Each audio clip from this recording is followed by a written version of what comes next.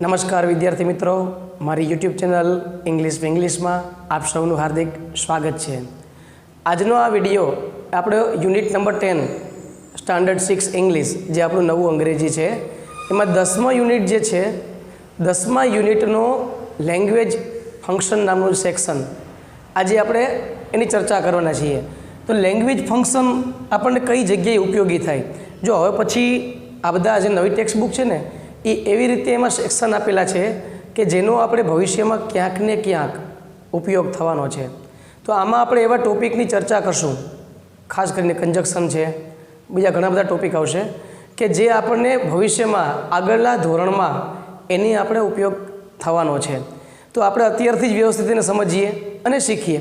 તો પહેલી વાત કરીએ, અહીંયા લેંગ્વેજ ફંક્શનમાં જે પહેલી એક્ટિવિટી આપેલી છે સ્ટડી ધ પિક્ચર્સ, એટલે કે અહીંયા જે ચિત્ર એક આપણે આપેલ છે આપણે આ ચિત્રનો અભ્યાસ કરવાનો છે, બરાબર। Choose the most appropriate option, appropriate એટલે શું થાય તો કે યોગ્ય, ફ્રોમ ધ બ્રેકેટમાંથી આપણે યોગ્ય શબ્દ છે એ પસંદ કરવાનો છે। તો આપણે ઉપર કૌંસ આપ્યો છે, જુઓ કે sure I can clean it. બીજો ઓપ્શન છે may I have your pen, I am good, what about you, sure I can open it. આપણી પાસે ટોટલ 4 ઓપ્શન છે। તો અહીંયા આપણે ચિત્રને આધારે નક્કી કરવાનું છે કે સૌથી યોગ્ય ઓપ્શન કયો છે। તો અહીંયા પહેલું ચિત્ર તમે જોશો તો અહીંયા વાતચીત ચાલે છે, જેને ઇંગ્લિશમાં કહેવાય છે conversation. I did not bring my pen, અહીંયા જે એક છોકરી છે એ એવું બોલે છે કે મારી પાસે પેન નથી। અહીંયા આપણને તમે જોશો તો પ્રશ્નાર્થ ચિહ્ન આપેલ છે, તો એનો અર્થ એવો થાય કે આપણે ઓપ્શનમાંથી પ્રશ્ન વાક્ય પસંદ કરવાનું છે, બરાબર। તો આપણે એ પેન માગે છે તો માગવા માટે શું કરવું પડે, રિક્વેસ્ટ કરવી પડે। તો રિક્વેસ્ટ માટે કેનો ઉપયોગ થાય છે, મેનો। તો અહીંયા આવશે જવાબ મે આઈ હેવ યોર પેન, બરાબર। મે આઈ હેવ યોર પેન, શું તારી પેન લઈ શકું? તો જવાબ શું હોય છે, શ્યોર, હિયર યુ આર, આ રહી। બદલામાં અહીંયા આભાર માને છે, એટલે કે thank you, you are welcome. તો અહીંયા આ ડાયલોગ આખો પૂરો થયો। બીજી આપણે ચર્ચા કરીએ બીજા ચિત્રની, can you clean the board please. અહીંયા ટીચર છે સ્ટુડન્ટને કહે છે કે શું તમે બોર્ડ ક્લીન કરી શકો? તો બાળક જવાબ આપશે, જવાબ આપવો છે તો શું આવશે જવાબ આપણે અનુકૂળ, તો કે sure I can clean it. તો અહીંયા આવશે આ જે જવાબ છે એમાં આવશે yes, sorry, sure I can clean it, બરાબર। એ એનો જવાબ છે, sure I can clean it. હવે પછી આપણે ડાયલોગ જોઈએ, નીચે ચિત્ર આપેલ છે આપણે એને આધાર નક્કી કરીએ કે શું આવી શકે। તો અહીંયા આપણને ચિત્ર આપ્યું છે, જુઓ, can you open the window please, શું તમે બારી ખોલી શકો? તો હવે આપણે જવાબ અહીંથી ગોતવાનો છે, આપણી પાસે ઓપ્શન છે તો એમાં જવાબ આવશે sure I can open it. ત્યાર પછી છે ચિત્ર હાઉ આર યુ ટુડે, તમને આજે કેમ છે? તો આપણે આમાં જવાબ લખવાનો છે, તો આપણી પાસે એક ઓપ્શન વધ્યો છે, કયો? તો કે આઈ એમ ગુડ, મને સારું છે। વોટ અબાઉટ યુ, તમારા વિશે શું? તો નીચે જવાબ પણ આપેલ છે સાથે, જુઓ આપને, તો કે I am good too, are you a student? તો B says yes I am a student, you? તો આ રીતે કન્વર્ઝેશન ચાલે છે। તો કઈ રીતે જવાબ લખવા એ તમને સારી રીતે સમજાયું હશે। હવે આગળનું એક્ટિવિટી સોલ્વ કરીએ, જે બહુ અગત્યની છે કારણ કે એમાં જે તમને કૌંસમાં શબ્દ આપેલા છે એ દરેક શબ્દને શું કહેવામાં આવે છે, તો કે પ્રિપોઝિશન, બરાબર। એવા શબ્દ છે જે પોઝિશનનો નિર્દેશ કરે।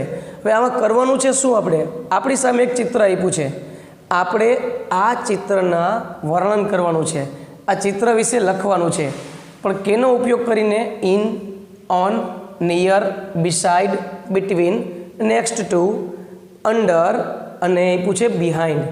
તો આ બધા શબ્દ આપણને પરિચય હોવો જોઈએ। પહેલો શબ્દ છે ઇન, ઇનનો ઉપયોગ ક્યારે થાય તો કે જ્યારે એક વસ્તુની અંદર બીજી વસ્તુ રહેલી હોય ત્યારે ઇન આવે।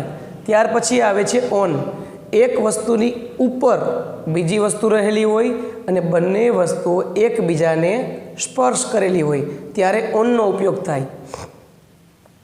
પછી આવે છે નિયર.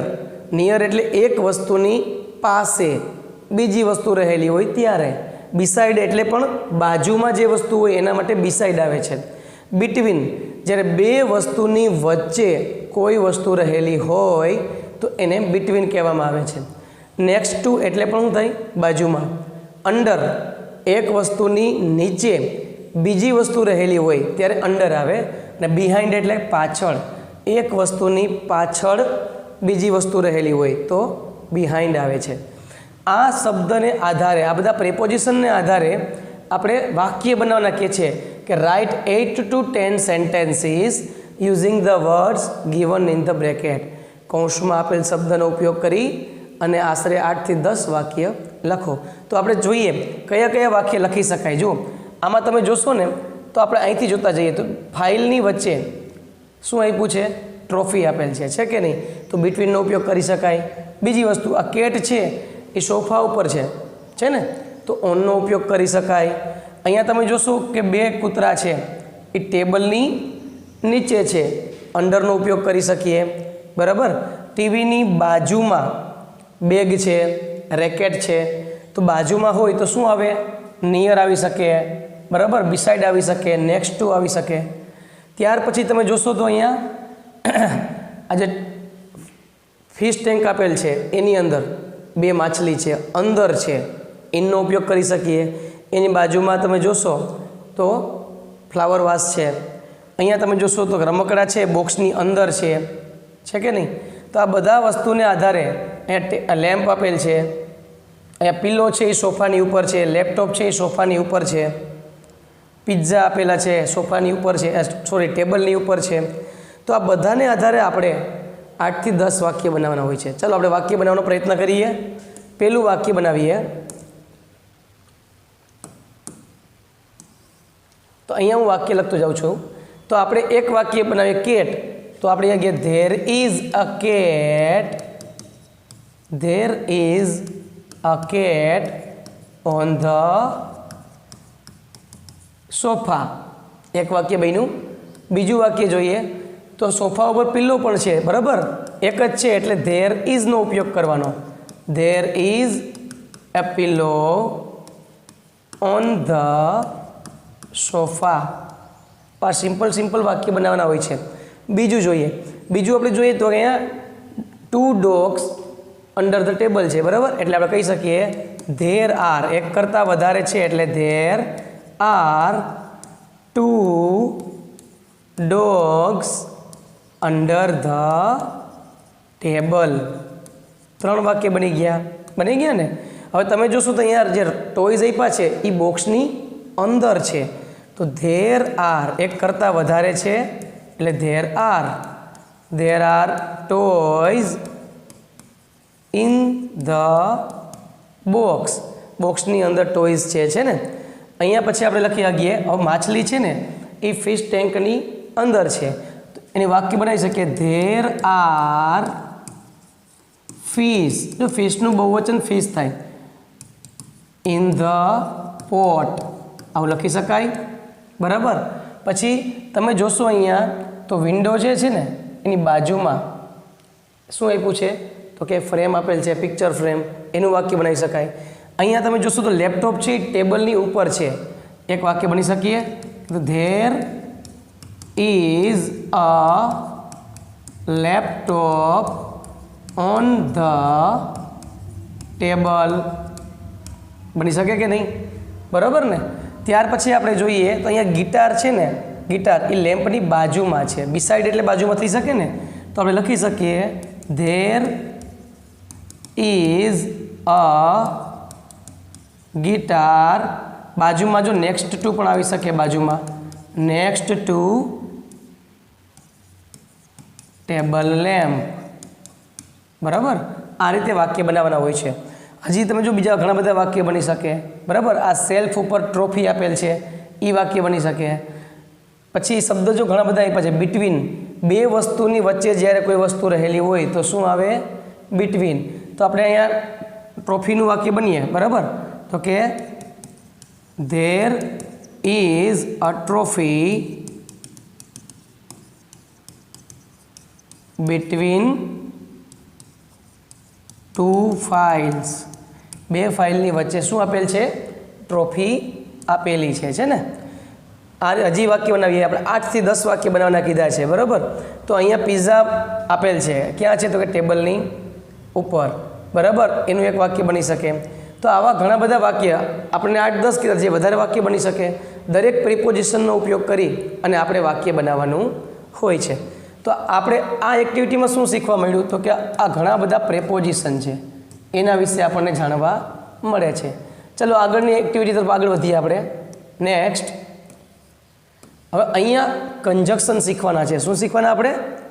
બીજા એક કંઈ ઇન્જેક્શનની વાત નથી કરતા, આપણે કંજક્શનની વાત કરીએ છીએ. અહીંયા જે ચેપ્ટર આવે છે એને કહેવાય કંજંક્શન. હવે કંજક્ટ કરવું એનો અર્થ થાય જોડવું. તો બે વાક્યને અહીંયા જોડવાની વાત છે. આ કંજક્શન નામનું જે ચેપ્ટર છે, બરાબર, બહુ અગત્યનું છે. આગળ જતાં તમારે એની ખાસ જરૂર પડશે. એટલા માટે આપણે સમજીએ કે બે વાક્ય જે અહીંયા આપેલા છે આપણને, દરેકમાં બે બે વાક્ય છે અને કૌંસમાં આપણને અલગ અલગ પ્રકારના કંજક્શન આપેલા છે. તો કયા કંજક્શનનો ઉપયોગ ક્યારે થાય એ આપણને ખબર હોવી જોઈએ, બરાબર? તો આપણે સમજતા જઈએ આગળ. અહીંયા બે વાક્ય ક્યાં છે? તો કે Bhupendra went to the science centre, he bought tickets to visit it. તો બે વાક્ય છે કે ભૂપેન્દ્ર સાયન્સ સેન્ટરમાં ગયો.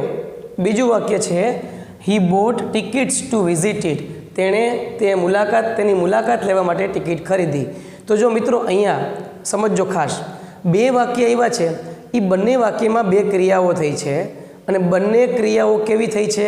તો કે ક્રમશઃ, વારા ફરતી, બરાબર? તો જ્યારે બે ક્રિયાઓ ક્રમશઃ બની હોય ને ત્યારે એન્ડ વડે વાક્યને જોડવામાં આવે છે. એટલે અહીંયા કેવા કંજક્શનનો ઉપયોગ કરશું? એન્ડ. તો વાક્ય કઈ રીતે જોડાશે? તો જો અહીંયા વાક્ય આ બધું લખવાનું કે Bhupendra went to the science centre.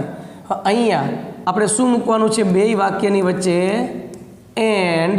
અહીંયા હી શબ્દ ભૂપેન્દ્ર માટે આવ્યો છે એટલે આ શબ્દ નીકળી જાય, બરાબર? એટલે આ શબ્દ કાઢી નાખવાનો. શું વધ્યું? Bhupendra went to the science centre and boat tickets to visit it. એટલે બંને વાક્ય એક વાક્ય બની ગયું. અને વાક્ય જોડવામાં ધ્યાન રાખવાનું કે એનો અર્થ એ ક્યારેય બદલવો જોઈએ નહીં. જો અર્થ બદલી જાય તો એનો અર્થ એવો થાય કે આપણે યોગ્ય કંજક્શનનો ઉપયોગ કર્યો નથી. બીજું વાક્ય જોઈએ, ધ ટીચર વોઝ પ્રેઝન્ટ. શિક્ષક હાજર હતા. The students were not. વિદ્યાર્થીઓ હાજર નહોતા. તો બંને વાક્ય તમે જોશો ને તો એમાં વિરોધાભાસ છે કે શિક્ષક હાજર હતા, વિદ્યાર્થીઓ નહોતા, એક હકાર એક નકાર. બંને વાક્યમાં તમને શું જોવા મળે છે? તો કે વિરોધાભાસ. તો જ્યારે બે વાક્ય આપેલા હોય અને બંને વાક્યમાં જ્યારે વિરોધાભાસ હોય ત્યારે હંમેશા બટ વડે વાક્ય જોડવામાં આવે છે, બરાબર? તો બટ હંમેશા ક્યાં આવે? તો કે બે વાક્યની વચ્ચે. The teacher was present but the students were not. શિક્ષકો હાજર હતા પણ વિદ્યાર્થીઓ હાજર ન હતા, બરાબર? ચલો ત્રીજું સમજીએ. Falguni perform the best. ફાલ્ગુનીએ બેસ્ટ પરફોર્મ કર્યું, સારામાં સારું પરફોર્મેશન આપ્યું.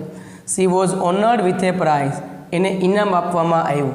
હવે જે કામ કર્યું છે એના પછીના વાક્યમાં એનું શું આવ્યું? પરિણામ. જ્યારે પહેલા વાક્યમાં ક્રિયા બતાવી હોય અને બીજા વાક્યમાં જ્યારે શું આવતું હોય? પરિણામ આવતું હોય ત્યારે કેના વડે જોડવામાં આવે છે? સો. સો એટલે તેથી. આ સોનું ગુજરાતી થાય તેથી. હવે તમે ગુજરાતી કરીને જોશો તો ખ્યાલ આવશે કે ફાલ્ગુનીએ બેસ્ટ પરફોર્મ કર્યું તેથી તેને પ્રાઇઝ બરાબર ઇનામ આપી અને એને શું કરવામાં આવ્યું? એનું માન વધારવામાં આવ્યું, ઓનર્ડ આપવામાં આવ્યું, એને માન આપવામાં આવ્યું. તો અહીંયા કાર્ય છે, અહીંયા પરિણામ છે. તો કાર્ય અને પરિણામ જ્યારે આ રીતે આપેલા હોય તો સો વડે વાક્યને જોડવામાં આવે છે. કઈ રીતે જોડશું? કે ફાલ્ગુની પરફોર્મ ધ બેસ્ટ. અહીંયા શું આવશે? So she was honoured with a prize. બંને વાક્યની વચ્ચે સો મૂકવામાં આવે છે અને પૂર્ણવિરામ જે વચ્ચે હોય છે એ દૂર કરી એની જગ્યાએ આપણે જે કન્જક્શનનો યુઝ કરવાનો હોય એ મૂકવામાં આવે છે. એને કારણે શું થશે? બેમાંથી એક વાક્ય બની જશે. ચોથું વાક્ય સમજીએ. વી are going to visit the Gir. અમે ગીરની મુલાકાત લેવા જઈ રહ્યા છીએ. વી are going to visit Shivrajpur beach. અમે શિવરાજપુરની મુલાકાત લેવા જઈ રહ્યા છીએ. હવે બે વાક્ય સરખું જોવા મળશે, માત્ર સ્થળ અલગ અલગ છે. તો જ્યારે પસંદગી કરવાની વાત આવતી હોય, બેમાંથી એક જ સ્થળની મુલાકાત લેવાની છે, બરાબર. તો જ્યારે પસંદગીની વાત આવે ત્યારે ઓર આવે. ઓર શબ્દ છે એ પસંદગી માટે ઉપયોગ થાય છે, બરાબર. ઓર એટલે અથવા. ક્યારે ઉપયોગ થાય? તો કે જ્યારે પસંદગી કરવાની વાત હોય ત્યારે. હવે ઉપયોગ કઈ રીતે કરવો? તો આપણે આમાં ખાસ ધ્યાન આપવાનું છે કે જ્યારે કોઈ વાક્ય આપેલું હોય તો ઓરનો ઉપયોગ કરીએ ને ત્યારે બેય વાક્યમાં કોમન વસ્તુ હોય, એટલે કે જે વાક્ય તમને એક સરખા લાગતા હોય, જેટલા શબ્દ એ એક વખત લખવામાં આવે છે અને અલગ વસ્તુ હોય એ બંનેની વચ્ચે ઓર મૂકવામાં આવે છે. તો અહીંયા તમે જોશો ને તો કોમન વસ્તુ કેટલી છે?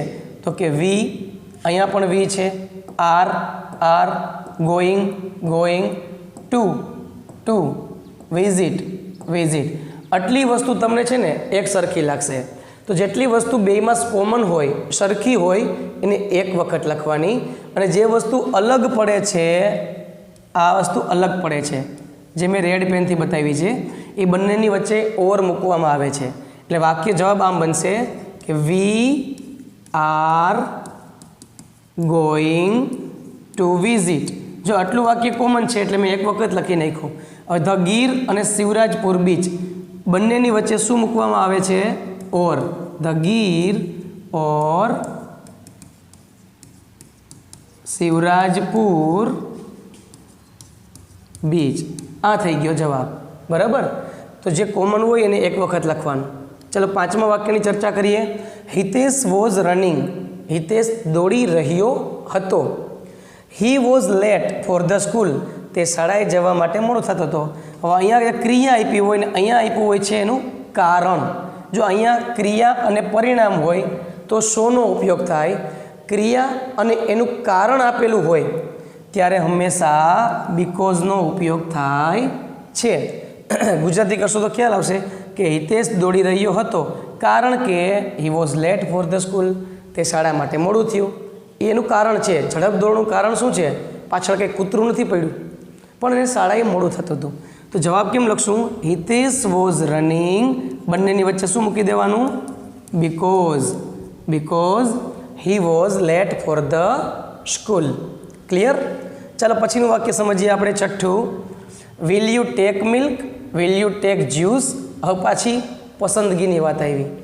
તમે મિલ્ક લેશો કે જ્યુસ લેશો? ઘણા એમ કે અમે બેય લેશું, પણ એવું નથી કરવાનું.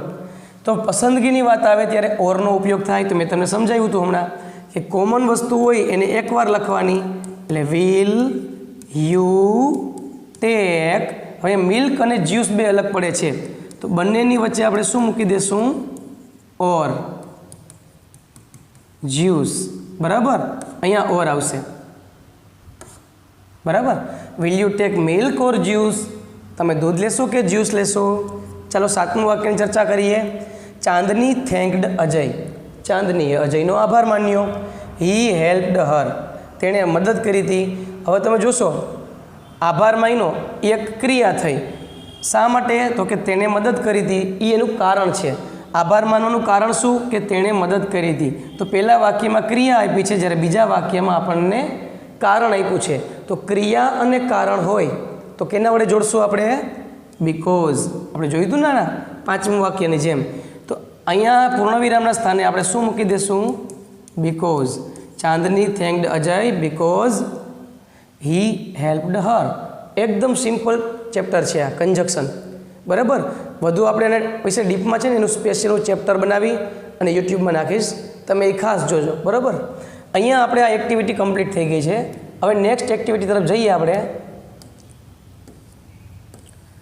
એક સુંદર મજાનું ટેબલ આવ્યું છે, આપણે ટેબલની ચર્ચા કરીએ. જો આ લેંગ્વેજ ફંક્શન હોય ને એમાં આપણને શીખવા ઘણું બધું મળે, અને ખાસ કરીને આમાં બધી વસ્તુ શું હોય? ગ્રામર હોય, વ્યાકરણ, બરાબર. આપણે પહેલાંમાં જે આપણે હતા કે કન્વર્ઝેશનમાં ડાયલોગ કેમ પૂરવો એ શીખ્યા હતા। બીજી એક્ટિવિટીમાં શું શીખવા મળ્યું તો કે પ્રિપોઝિશન। ત્રીજી એક્ટિવિટીમાં શું શીખવા મળ્યું કંજક્શન। હવે ચોથી એક્ટિવિટીમાં શું શીખવા મળે ચર્ચા કરીએ। હવે અહીંયા તમને શબ્દ આપ્યો છે જનરલી એટલે કે સામાન્ય, યસ્ટરડે એટલે ભૂતકાળ અને ટુમોરો એટલે આવતીકાલ। યસ્ટરડેનો અર્થ થાય ગઈકાલ એટલે ભૂતકાળની વાત છે, ટુમોરો એટલે આવતીકાલ ભવિષ્યની વાત છે, અને આ વર્તમાનની વાત છે। તો અહીંયા આપણને 3 કાળ આપ્યા છે। જુઓ આમાં ટેન્સ શીખવાની મહત્ત્વ છે કે he goes to school, he went to school, he will go to school. તો તમે ત્રણેય વાક્યો એક ધ્યાનથી જોશો ને તો તમને ખબર પડશે કે અલગ અલગ કાળના 3 વાક્ય આપ્યા છે। પણ એક વસ્તુ આમાં શીખવા જેવી છે મિત્રો કે જ્યારે કોઈ પણ વાક્યનો કાળ બદલાય ને ત્યારે આખા વાક્યમાં માત્ર એક વસ્તુ જ બદલાય અને એ છે ક્રિયાપદ। તમે જો ધ્યાન આપશો તો ખ્યાલ આવશે કે અહીંયા ગોઝ છે, અહીંયા વેન્ટ છે અને અહીંયા વિલ ગો છે, બરાબર। આખા વાક્યમાં આટલી વસ્તુ બદલાણી છે। એનો અર્થ એવો થાય છે કે જ્યારે વાક્યનો કાળ બદલાવો તો એના ક્રિયાપદમાં ફેરફાર થાય, બરાબર। બીજું આપણે જોઈએ અહીંયા કટ્સ આપ્યું છે કારણ કે વર્તમાન કાળ છે। એ શા માટે લાગ્યો કારણ કે કર્તા તરીકે ત્રીજો પુરુષ એકવચન છે। જો ટેન્સ તમારે વ્યવસ્થિત શીખવા હોય તો એનો મેં સંપૂર્ણ વિડીયો મારી યુટ્યુબ ચેનલ ઉપર નાખેલો છે, બરાબર। તમે એ ખાસ જોશો। એ વિડીયો જોયા પછી તમને ટેન્સમાં કોઈ પ્રશ્ન રહેશે નહીં, એની ગેરંટી મારી। તો હવે મારે એનું ભૂતકાળ કરવું છે તો મારે ક્રિયાપદનું ભૂતકાળ કરવું પડે તો શું આવશે શોની। કટ્સનું ભૂતકાળ શું થાય ખબર છે કટ થાય વેજીટેબલ્સ। ભવિષ્યકાળ કરવું હોય તો ભવિષ્યકાળનું ક્રિયાપદ કેવું હોય તો કે વિલની સાથે ક્રિયાપદનું મૂળ રૂપ। આ વસ્તુ યાદ રાખવાની। તો કર્તા કોણ છે આમાં શોની। હવે વિલની સાથે ક્રિયાપદનું કેવું રૂપ મૂળ રૂપ તો કટ જ થાય કટ વેજીટેબલ્સ। એકદમ સિમ્પલ છે મિત્રો। હવે અહીંયા આપણને વચ્ચે વાક્ય આપ્યું છે અને ક્રિયાપદ આપ્યું છે હેલ્પડ। તો મારે આગળ લેવું હોય તો મારે ક્રિયાપદને કાં મૂળરૂપ આવે ને કાં તો એસ કે ઈએસ આવે, બરાબર। તો અહીંયા શું આવશે સોનલ। હવે ત્રીજો પુરુષ એકવચન હોય તો ક્રિયાપદની પાછળ એસ કે ઈએસ લાગે એટલે આમાં હેલ્પ્સ લાગશે। હવે એસ ક્યારે લાગે ઈએસ ક્યારે લાગે એ મેં સાદા વર્તમાન કાળના વિડીયોઝમાં ડીપમાં સમજાવેલું છે તમને, બરાબર। Helps her friends. હવે આપણે ભવિષ્યકાળ કરવું છે તો સોનલનું તો સોનલ જ રહેશે સોનલ। વિલની સાથે ક્રિયાપદનું મૂળ રૂપ એટલે વિલ હેલ્પ હર ફ્રેન્ડ્સ। ચલો હવે અહીંયા ભવિષ્યકાળ આપ્યો છે। આમાં 2 ક્રિયાપદ હોય સહાયકારક ક્રિયાપદ અને મુખ્ય ક્રિયાપદ। એમાં મુખ્ય ક્રિયાપદ છે એટેન્ડ, બરાબર।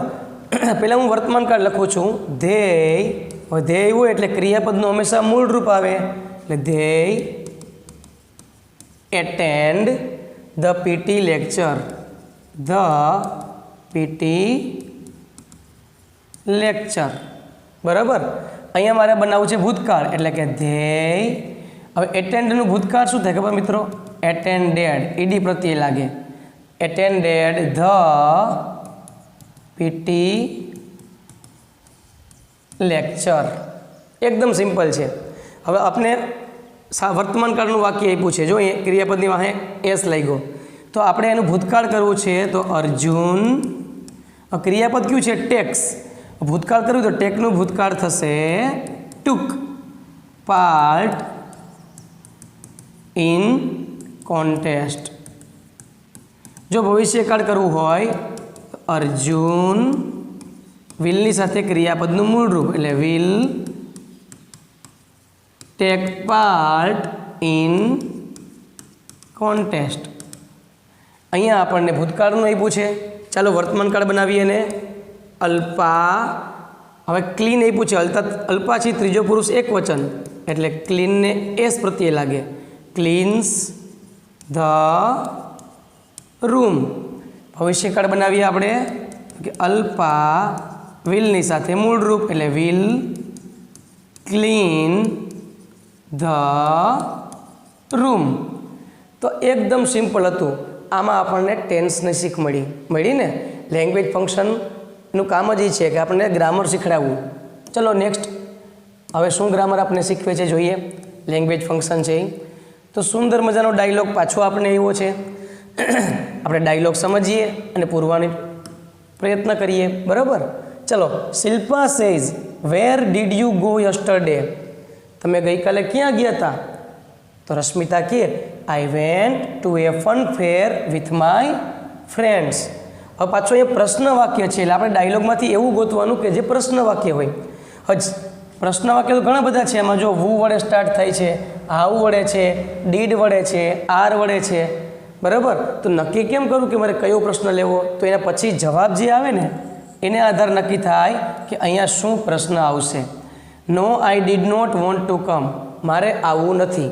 તો એવો કયો પ્રશ્ન પૂછ્યો હોય કે જેનો જવાબ એવો મળે કે નહીં મારે હું આવવા માંગતો નથી, તો આમાં આવું આવશે.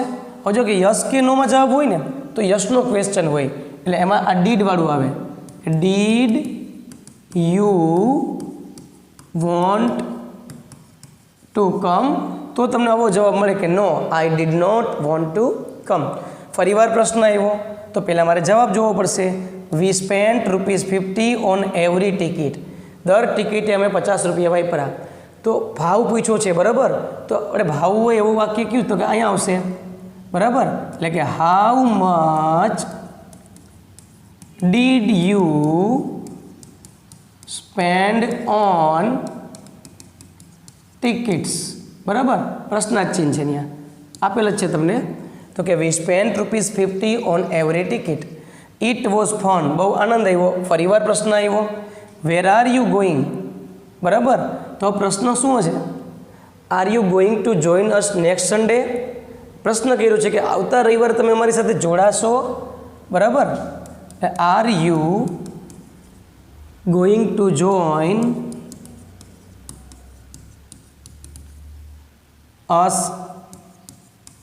Next Sunday? આવતા રવિવારે જોડાશો? તો પ્રશ્ન કર્યો, પાછો પ્રશ્નની સામે પ્રશ્ન વેર આર યુ ગોઈંગ, તમે ક્યાં જઈ રહ્યા છો? તો જવાબ વિધાન વાક્ય આવશે અહીંયા we are going to visit the zoo. બરાબર, શ્યોર આઈ વિલ જોઈન, હું ચોક્કસ જોડાઈશ. My parents and my cousin. હવે પ્રશ્ન શું કર્યો હશે? કેમ કે છે કે મારા માતા પિતા અને કઝિન હારે, તો તમે કોની હારે જશો થાય ને? who are coming with us છે. who are coming with us, આપણી સાથે કોણ આવશે? તો કે my parents and my cousin. તો એક સિમ્પલ ડાયલોગ અહીંયા આપણે શીખવા મળ્યો. ત્યાર પછીની એક્ટિવિટી તરફ જઈએ આપણે આગળ. શું આવે છે? હવે જો અહીંયા એક્ટિવિટીમાં આપણને એનાલિસિસ, પૃથક્કરણ જે કહીએ કે આપણે વાક્યને સમજવાના છે અને એ વાક્ય કોની અંડરમાં આવે એ જોવાનું છે. કેવા જ વાક્ય? જો કે it is as white as milk, આ પ્રકારનું વાક્ય આવ્યું છે. બરાબર, એઝ વ્હાઇટ એઝ વાળું વાક્ય છે. પછી અહીંયા હાર્ટ ઓફ ગોલ્ડ એટલે કે શું વાક્ય જેવું જોવા મળે છે. અને અહીંયા શબ્દ કેવા છે? She sells at the seashore. હવે આ શબ્દ તમે બોલશો ને તો તમારી ટંગ છે ને એ ટ્વિસ્ટ થશે, બોલવામાં ભૂલ પડે, એને ટંગ ટ્વિસ્ટર કહેવાય. બરાબર, તો એવા વાક્ય આપણે એ બાજુ લેવાના છે.